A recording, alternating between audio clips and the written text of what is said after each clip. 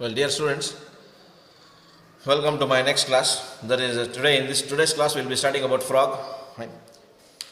The next animal to be discussed. In frog, you all know that frog belongs to phylum Chordata, subphylum Vertebrata.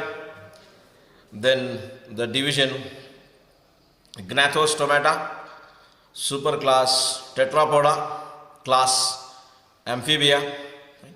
Clear? This animal, since it's an amphibian, it completes its life cycle in two habitats. One is a terrestrial habitat, other is an aquatic habitat. The animals, though, that complete their life cycle in two habitats are known as amphibians. That's what the meaning of amphibia. Amphi refers to two or same. What is two here? Habitats. What is two here? One is terrestrial, other is aquatic habitat. What is same here? There is habitat. So amphi refers to same, that is habitat. Amphi also refers to two. Clear? One is terrestrial, other is aquatic. So these animals that complete their life cycle in two habitats are known as amphibians. Classical example you have in your syllabus is frog. So today we will be studying frog. It is known as Rana pentadactyla. Rana pentadactyla. Fine, clear. Rana pentadactyla. Fine. Rana tigrina. What we have? Clear. Rana pentadactyla. Rana tigrina. So these are the general points. Fine. When we talk about the general morphology, you know that the body of this animal is divisible into two parts. One is head and other is trunk. One is head and other is trunk. In the head region we come across eyes. In the head region, eyes, mouth, fine, nostrils, then tympanum, the ear. So when we talk about the head region, it consists of a brain, then triangular mouth, terminal triangular mouth. This mouth has a protrusible tongue. Protrusible, the tongue that comes out of the animal body, animal mouth, or comes out of the mouth is known as protrusible tongue. So this tongue has a spoon-shaped structure at the tip of the tongue. Spoon-shaped structure. It catches the insects. It feeds on insects. Hence, it's an insectivorous animal. Clear? So it feeds on insects. Find that spoon-shaped tongue has lot of mucus and saliva, thick mucus and saliva in that, so that these insects will get entangled in that, and it feeds on them. So mouth is triangular, terminal, fine, has protrusible tongue. Clear? Then chitinous teeth, then lots of salivary glands and poisonous glands. Fine. Then in the head region you have bulged eyes, the eyes that are above the body line. This is the body line. Fine. Clear? Eyes are like this, bulged, fine, eyes here, fine, above the body line, it's an adaptation, fine, of this animal. Clear? Above the body line, bulged eyes are there. These eyes have nictitating membrane. What they have? Nictitating membrane. In this nictitating membrane you come across in case of amphibia, aves and reptilia. So these eyes have nictitating membrane. Partially it closes in water, so that water should not enter in terrestrial surface also, so that the dust particles should not enter. So it partially covers and partially it is visible. Such a membrane, translucent or transparent, partially transparent membrane is known as fine, nictitating membrane. It is found present in the eyes. Behind the eyes we come across tympanum. What we have here? Tympanum. Eardrum. In our eardrum also we call it as tympanum. So here also tympanum is present. So that is known as eardrum. Behind the eyes, fine, sensitive organs. Clear? This mouth has protrusible tongue. So this is what we have discussed about the head region. Next, when we talk about the trunk region, that here neck is absent, since this animal hops. Fine, hops. So it don't have neck, head fused with the big trunk region. In the trunk region, inside the trunk, fine, all visceral organs are there, all systems are there. That is respiratory, digestive, circulatory, excretory, fine, reproductive systems are there, whereas nervous system is found present in the head and other spinal nerves will be there. So in the trunk region, all visceral organs, all systems are found present. Externally, we can see that the trunk region consists of two pairs of limbs. That's why it belongs to superclass Tetrapoda, having 4 limbs. Here, two or forelimbs. What do you mean by four? Before, four, fine, front, fine. Then two are one pair of hind limbs, one pair of hind limbs. One pair of forelimbs and one pair of hind limbs are there. In the forelimbs, you come across 4 digits. Very easy to remember. Forelimbs, 4 digits are there. How many digits are there? 4 digits. Hind limbs, back hind limbs, 5 digits are there. How many digits are there? 5 digits. In the limbs of the frog, in forelimbs there are 4 digits. In hind limbs there are 5 digits are there. Clear? So here, in the 5th digit, fine, clear. In the digit here, in males, particularly in males, there is a rough copulatory pad. It occurs during the breeding season, during raining breeding season. Nuptial pad, it's also known as nuptial pad, so that this animal, this male animal can hold the female frog, firmly and tightly during copulation, in order to create the grip, rough pad-like structure will be there. That is known as nuptial pad found present only in males, and that too appears during breeding season. Clear? Why? Because the skin of this animal is moist, slippery, wet. Both the male and female skin is moist, wet and slippery, because skin has mucus glands. What glands? Mucus glands, oil glands, fine. Thereby the skin is always moist, fine. It secretes mucus, it secretes many toxic proteins as a defense mechanism, fine. And also it secretes oil, sebum, because skin is moist, because it also respires through skin. We talk about that in respiratory system. Cutaneous respiration also we see in case of frog. So general morphology, these are the points. Skin, fine. Upper skin is rough color, fine. That's why we call it as tigrina, because it has orange color and yellow color patches like tigrina, whereas the lower color of the frog is transparent or white in color because it floats in water. That's also a defense mechanism, so that the other predators which are there in water should not make out that there is a frog over here, so that it is white in color, so that it looks like water, fine. Whereas dorsal surface, upper surface of the skin is like soil, or it has a lot of camouflage also. You might have seen different frogs in the Amazon forest. They are toxic also. They show certain camouflage also. That is mimicry, because the skin color changes depending on their surroundings and the climate over there.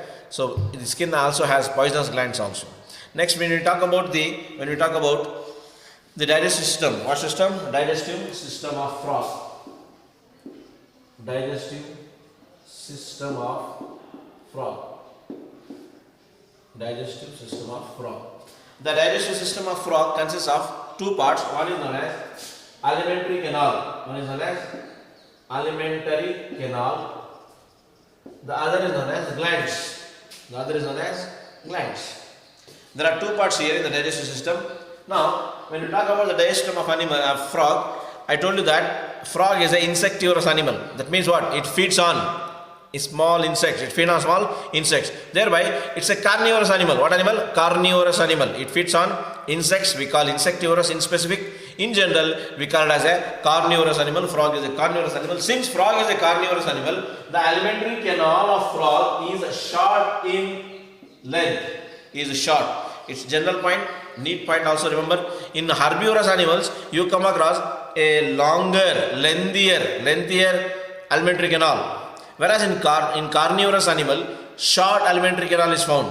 In human beings, mid-sized alimentary canal is found, because human beings are by nature, by creation, we are omnivorous. Clear? So here, frog is a carnivorous. Since frog is carnivorous, the alimentary canal is short. Now, alimentary canal, what do you mean by alimentary canal? You know that alimentary canal consists of organs. What kinds of organs? Like mouth. Mouth leads to pharynx. Pharynx leads to esophagus. Esophagus leads to stomach. Stomach leads to small intestine. Then ileum.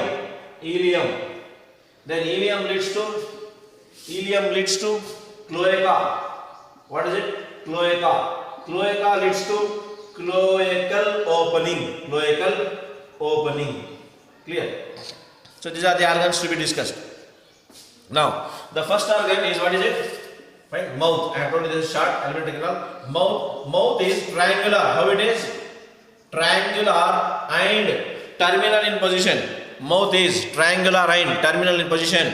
In mouth we have discussed, I told you that in the beginning itself, in the morphology I told you, mouth consists of protrusible spoon shaped tongue which has a lot of mucus and saliva, sticky saliva, where the insects will get entangled into them. So mouth is triangular, it has tongue and secretes lot of salivary glands. Clear? Understand? Then after mouth leads to pharynx. Mouth leads to pharynx, a short organ called pharynx. It has a lot of salivary glands. What it has? Salivary glands. Fine. Pharynx leads to esophagus. You all know pharynx is a common passage between mouth and nose, nostrils. So pharynx leads to esophagus, that constitutes alimentary canal and goes to and forms the digestive system. If pharynx leads to larynx, then we are talking about the respiratory system. So here esophagus is a narrow tubular organ. How it is? Narrow tubular organ. What organ? It's a narrow pipe-like tubular organ that leads to small chamber-like structure called stomach. In the stomach, partial digestion takes place. Clear? In the stomach, partial digestion takes place. Fine. Then after that, it leads to small intestine, where digestion is completed, and here absorption starts. What starts? Absorption of what? Digested food. Absorption of digested food takes place. Clear? After the absorption of digested food takes place, fine, it leads to ileum, where absorption is completed. In the small intestine, digestion is completed, absorption starts. In the ileum, absorption is completed. Later, the undigested waste particles are passed on to cloaca. Cloaca is nothing but a common opening. In amphibians and in aves, we come across a common opening. The common opening means it is a single opening for removal of the undigested waste, for removal of excretory waste, and also for the reproductive purposes, reproductive functions. Fine?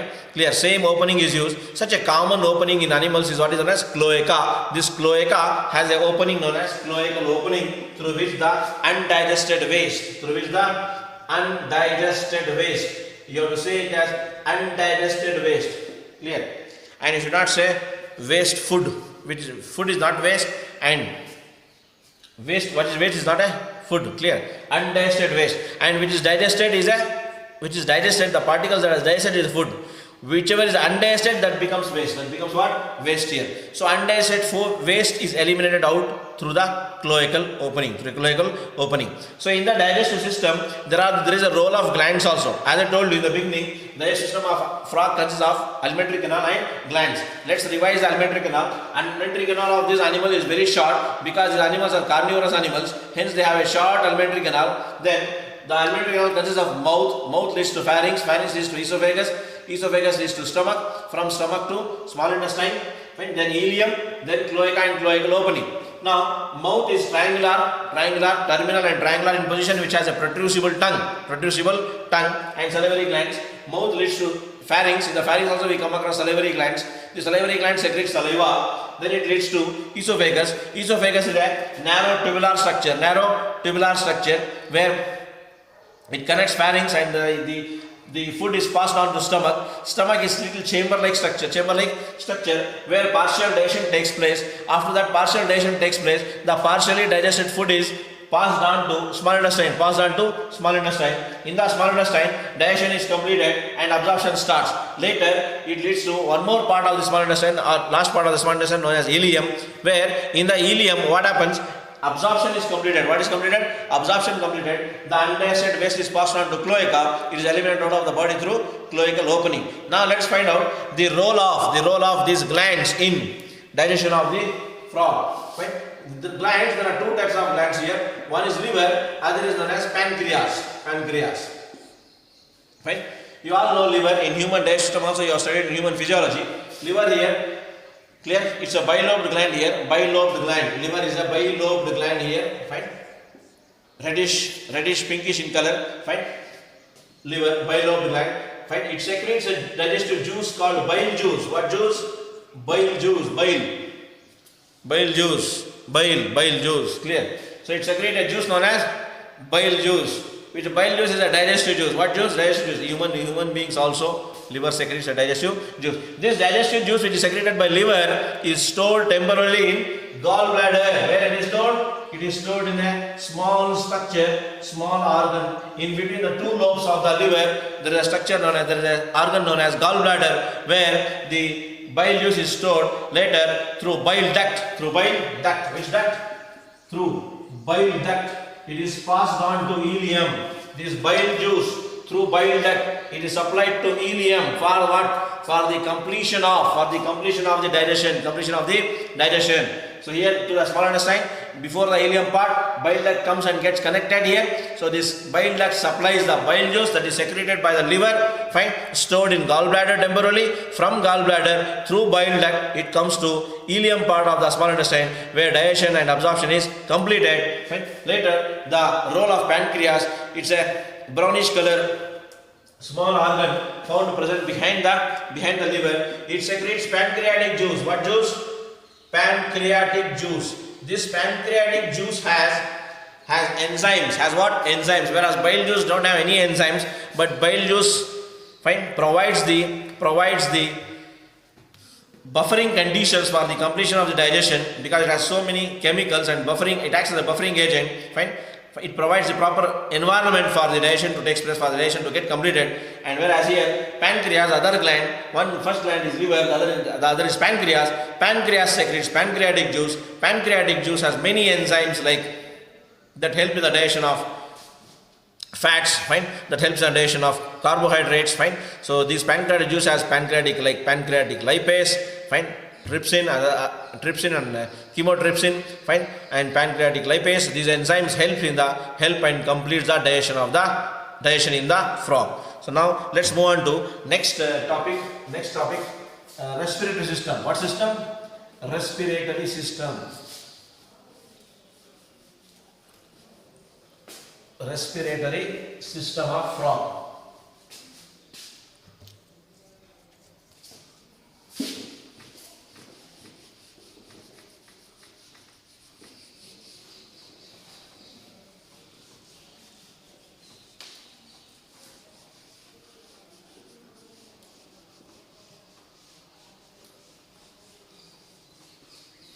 Respiratory system. Very simple. Respiratory system. As I told you, as you all very well know, that frog is an amphibian, so it has to respire in both the habitats. One is known as aquatic habitat, where its life starts. Then it will migrate to, once it becomes an adult animal, it migrates to terrestrial surface. Clear? Here, so the respiratory system includes respiratory organs. The main respiratory organs here are lungs. The other is skin. Fine? The other is skin. Clear? If an animal respires through lungs, it respires gaseous oxygen. Such a respiration we termed as pulmonary respiration. What respiration? Pulmonary respiration. While if the animal respires through skin, such a respiration is known as cutaneous respiration. Cutaneous respiration. One respiration we call as pulmonary respiration if it takes place through lungs. And in the lungs, gaseous oxygen, atmospheric air, gaseous oxygen enters, get converted to, supplied to other parts of the body, where cellular respiration, that oxygen gets converted to carbon dioxide. So if it is lungs, it is known as pulmonary respiration. Pulmonary respiration. Clear? Now, here what happens? Which are the organs? Other organs, the basic organs, how it starts. Fine. One is known as nostrils. Pair of nostrils found situated at the tip of the mouth, above the mouth, at the terminal point of the head region. You come across a pair of nostrils. These nostrils leads to pharynx. In specifically, we call this as nasopharynx. Fine. From pharynx, it leads to larynx.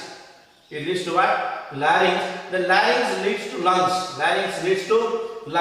The respiratory organs. In the lungs, we come across the units of respiration. Fine. Like how in human beings also, here also saying the units of lungs, they are known as alveoli. What is their as? Can you able to see this? Alveoli. They are the structural and functional units of respiratory system in higher animals, in chordates. So in frog also we come across the units of respiration. They are known as alveoli. Lungs, in the lungs we have alveoli. This alveoli helps in the transportation and absorption of the respiratory gases. Fine. So here this is what is known as pulmonary respiration. Whenever you might have seen, when frog is there in the aquatic medium also, in the water body also, on the water surface also, you might have seen, you might have noticed that the head region will be protruding above the water level. If this is the water level, the head region where the bulged eye is above the water level, nostrils are above. At that time also this frog respires through nose, nostrils and lungs. Pulmonary respiration, gaseous oxygen. As long as it has contact with atmospheric air, it respires through lungs. But if you disturb, or if this frog goes into the water body, completely the body of the animal or body of the frog is completely immersed into the water, at that time it cannot respire through lungs. There, in such situation, skin acts as the respiratory organ. Since skin is moist, right, mucus, slippery, gummy, mucilaginous, fine, through diffusion, what process here? Through diffusion. Here also diffusion takes place. That's a different aspect, not going into that, but detail there. Through diffusion, the oxygen, dissolved oxygen, which is there in the water, dissolved oxygen enters through skin. Such a respiration we call as cutaneous respiration. Whenever the frog is completely merged in the water body or swimming inside, in such situations, skin acts as a respiratory organ, and such a respiration known as cutaneous respiration. In two very important point is, this frog undergoes two sleeps. What is known as? One is known as aestivation. What is known as aestivation? What do you mean by aestivation? It is a summer sleep. What sleep? Summer sleep. Fine. Aestivation is referred as summer sleep in order to avoid the exhaustion of the energy, to prevent the exhaustion of the energy. Fine. Availability of food will also be not there in summer. Insects won't be there much in summer. So it undergoes sleep. How it sleeps? It merges itself. It covers itself. It covers itself through the body is totally covered by mud here. It engraves. Can you understand this word? Engraves. Fine. Clear. It is engraves itself into the mud, into the burrows. There it sleeps. It takes rest. Such a sleep is known as aestivation. In aestivation also, what we commonly call as summer sleep, skin acts as a respiratory organ. Cutaneous respiration takes place. And then again, winter sleep. It is known as hibernation. What nation? Hibernation. Don't get confused. Hibernation is known as winter sleep. Hibernation, I have written WS. Winter sleep. During winter season also, fine, in order to save the energy, it takes rest, it sleeps, fine. At that time, it also will be engraved itself into the mud or soil below the earth surface. So during that also, skin also acts as a respiratory organ. During these situations also, fine, the physiological activities will be very slow. You don't need much of respiration also, much of energy also. So slow, the respiratory system and circulatory system also slows down. So thereby skin acts as a respiratory organ. After that winter season over, during raining season it comes out for breeding. We talk about that in reproduction. After this we'll talk about the circulatory system, excretory nervous system and reproductive system in the next class. Keep studying. God bless you. Good luck. Take care.